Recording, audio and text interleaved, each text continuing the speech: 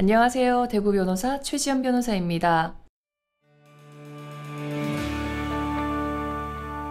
만약에 내 배우자의 상간자가 있다는 사실을 알게 되셨다면 여러분은 어떻게 하고 싶으신가요? 가서 머리채를 잡고 싶으세요?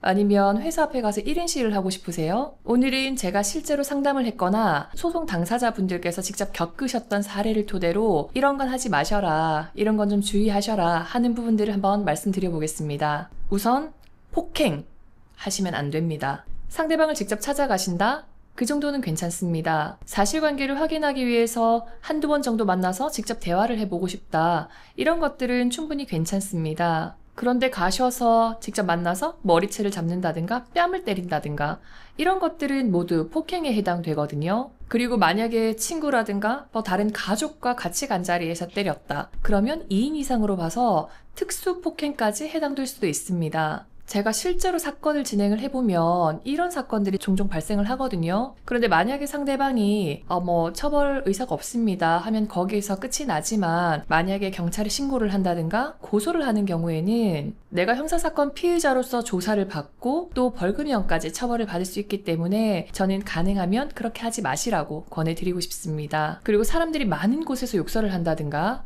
상간자 회사에 직접 찾아가서 내 배우자와 바람을 폈다고 회사 사람들이 모두 있는 자리에서 큰 소리를 친다든가, 아니면 인터넷에 실명을 거론해서 글을 올린다든가, 이런 것들도 가급적이면 하지 말라고 말씀드리고 싶어요. 욕설을 하는 게 형사적으로는 모욕죄가 될 수가 있고, 또 내 배우자와 바람 폈다고 이야기를 하는 것은 명예훼손이 성립될 수 있습니다. 다만 모욕죄나 명예훼손죄 모두 공연성이라고 해서 여러 사람이 있는 자리에서 이야기를 해야 되기 때문에 단 두 사람만 있는 자리에서는 성립되지 않습니다. 하지만 두 사람만 있는 자리라고 하더라도 내가 널 어떻게 해버리겠다, 이런 식의 협박은 또 형법상 협박죄가 될 수 있기 때문에 주의하셔야 합니다. 그리고 1인 시위? 이건 내용이 중요합니다. 당사자분이 하루는 변호사님, 1인 시위는 해도 된다던데요. 경찰에 신고 안 해도 된다던데요. 이렇게 물어보시더라고요. 잘못 알고 계신 부분이, 우리가 경찰에 신고를 해야 된다는 것은 여러 사람이 모여서 집회의 성격을 띠는 경우에는 집회를 신고를 해야 된다, 그걸 말하는 거거든요. 그래서 1인 시위의 경우에는 경찰에 집회 신고를 하지 않으셔도 되는 건 맞습니다. 그런데 문제는 내용이거든요. 그런데 우리 1인 시위 왜 하는 거예요? 어떤 내용을 알리려고 하는 거잖아요.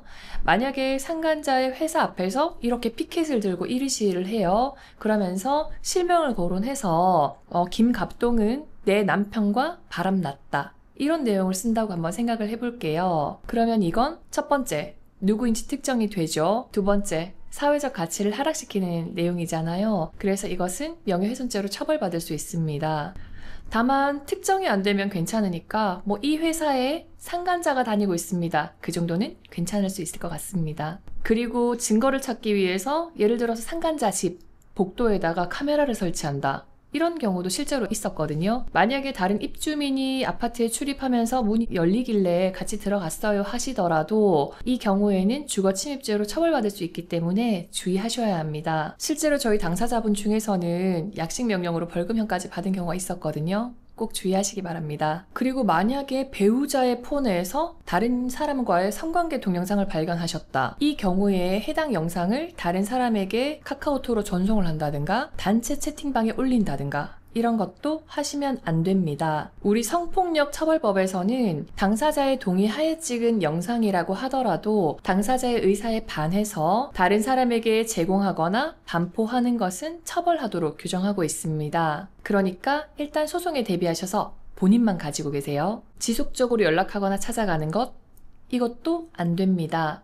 스토킹 처벌법이 이런 경우에도 적용이 되거든요. 전화나 문자로 지속적으로 연락한다든가 찾아간다든가, 이런 것들이 형법상으로는 스토킹 처벌법 위반으로, 또 민사상으로는 접근금지 가처분으로 모두 인용될 수 있기 때문에 주의하셔야겠습니다. 방금 제가 말씀드린 부분은 정말 놀랍게도 제 상담 사례들입니다. 실제로 이 사건으로 당사자분들이 처벌을 받으신 경우도 있고 또 민사상 가처분을 받으신 경우도 있었거든요. 저도 사실 상담할 때 이런 부분에 대한 문의가 가장 많고 하지 마시라고 말씀드리기가 굉장히 아쉬운 부분이기는 합니다. 하지만 배우자의 부정행위만 하더라도 힘든데 이런 사건으로 경찰 조사까지 받게 돼서 정말 힘들어하는 분이 종종 계시거든요. 물론 어떤 분들 같은 경우에는 나 그 벌금 좀 내고 말게요. 하고 억울함을 풀어야겠다 이렇게 말씀하시는 분도 실제로 계시긴 하는데, 이런 경우가 실제로 종종 발생하다 보니까 아무리 억울하고 화가 나시더라도 제가 말씀드린 부분 주의하셔서 또 다른 법적인 문제에 휘말리지 않으시기를 바라는 마음에서 말씀드렸습니다.